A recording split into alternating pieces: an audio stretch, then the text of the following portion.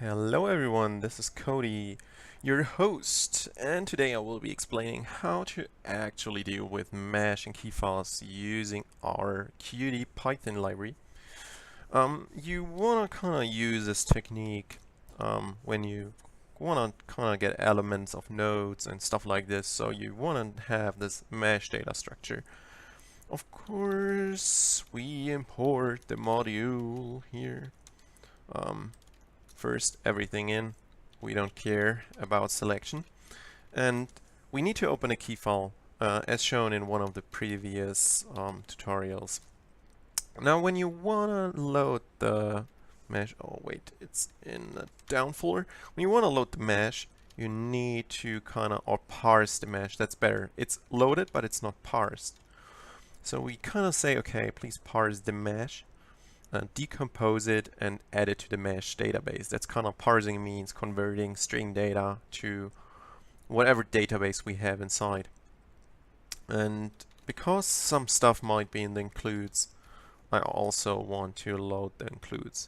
Here we go, it's done. Whoa, but it's also a small file, so no worries. Now we kind of can get what keywords is again inside, and we have these node keyword, these parts keywords, and whatever. And there's one major difference when you kind of use parse mesh equals true. And when you don't use it, this node block here, for example, it's just seen as lines of strings and it's untouched, so it's kind of seeing this as generic as every other generic keyword class. Now when you use parse mesh, what's actually happening is this stuff here is preserved in the line buffer, but this stuff here, these numbers, they are getting parsed into the mesh database. Okay, so that's the major difference, and I can show you exactly what's the difference in more details here. So if we kind of get everything regarding all the star nodes, and we just select the first one because we know there's only one, and we can print it. What is happening when we print it is it's kind of converting the internal mesh database again into this keyword. Okay, so it's kind of remembering these nodes belong to me, and you can, for example, edit also the coordinates and do whatever you want. When you have parsed the mesh and it's in the internal mesh database of this KeyFile object, then you can access the mesh the same way as you do it in a D3 plot. You get kind of these objects back. You can, for example, do get node by ID, and you can get the first node, for example, and then you get this node object from which you can get coordinates, you can get elements and similar stuff. I don't know if it has an element, but it should have. Yeah, you can see it has a beam and a shell element actually. So this is kind of neat. This is what you really want to use it if you want to utilize this mesh structure. If you don't want to use it, don't load the mesh, because the numbers here will differ in terms of floating point precision when you write it again, which is not too a problem because it's very small, but it's there, so you will have these differences. When you don't parse the mesh, it's identical. I can promise you that. So what is difference in more detail? Let's say, okay, we take this star node keyword and we want to see what type it is in Python, and you can see, oh, this is a node keyword type. And for those who don't know it, let's take, for example, the control timestep keyword, and it is of type general keyword. This is kind of like 99% of keywords are of this type. But now this node keyword is of this node keyword type. And this is only because we've enabled parse mesh equals true. If we wouldn't do this, it will also be this type of keyword. Now what is the difference between those two? This node keyword type has more functions. So you can add nodes, for example. Okay, you cannot, by the way, you cannot delete any mesh data. I do not support this yet because the mesh database would have to be rewritten partially, where I didn't have time yet for. So the deal is kind of this node keyword class is different. By the way, this also applies to star part, which is the part keyword, or any derivative, and of course to any element keyword. So there are three specific different types now: node keyword, part keyword, and element keyword. Those are only enabled and only appear if you parse the mesh. Now let's get the mesh data, and I want to show you what you can actually do. So first we get the first node keyword. You can print it again. Here we go. And you can see, okay, this is kind of reassembled now. Let's say we want to add a new node. So we say, okay, add node. We say ID 6. And then we get an error if there is an ID collision. So we just say, okay, XYZ is 333.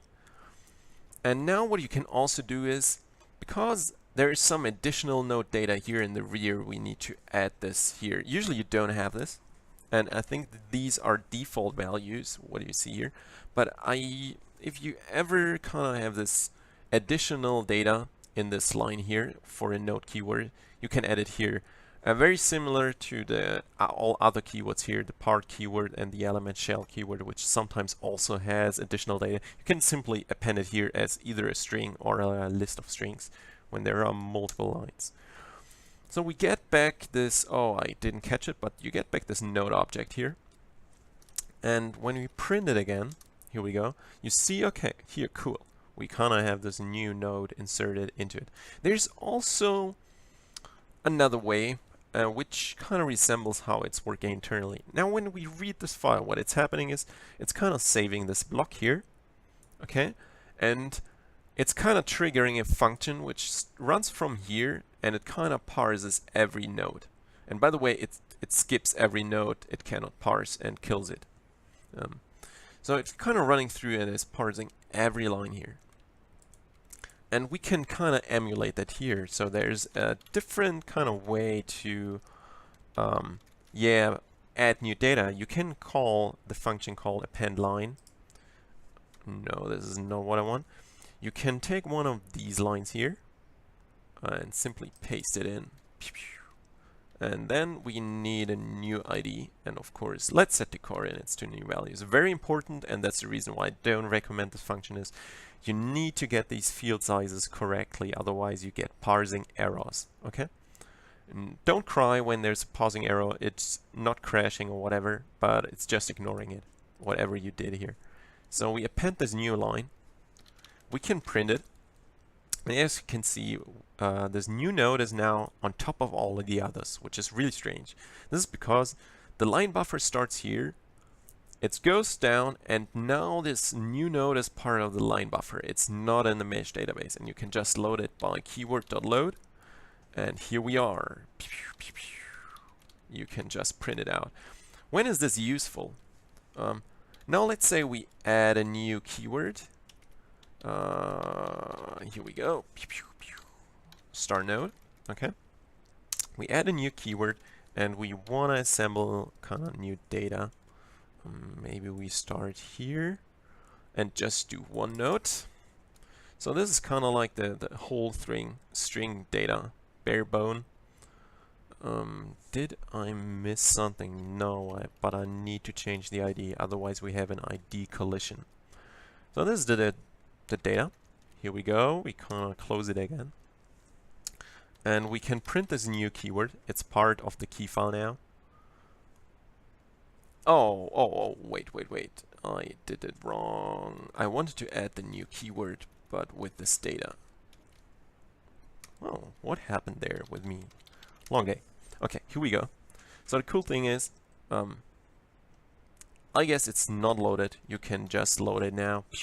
And now the string data I just inserted here, which is just entire lines and everything, has now been loaded into the mesh database. And we can now get node by ID, do the thing here, and here we go, 8. And you get this node back. And of course you can get its coordinates and whatever. So this is kind of like how you deal with the mesh data. You can, I want to explain the other classes, but it's very, very similar. You just can go there, you get some special routines, for example, for this star element shell keyword, which is in the end keyword.add element, and everything, and new elements will be added and will be checked. Are all nodes existing? It will connect the mesh data inside. And of course, when you write it again, it should look identical again. Okay? But I do not guarantee in terms of floating point precision, but don't care about that usually. So this is kind of like how you handle mesh data, how special are these functions. If you want to know more how to trigger stuff in these and whatever, look into the documentation. But just as you know, you can build up a consistent mesh and have also mesh checking enabled. This is really, really cool. By the way, this took me most time when writing this KeyFile parser. These three classes, the part keyword, element keyword, and node keyword, were really, like, getting these classes to look the same when you print it out was really a ton of work. So that was everything so far. If you liked the video, please like it. If you have questions, put it into the comment section below. Don't be afraid, I don't bite. And if you want to support this free software project, you can do that on Patreon. See you next time.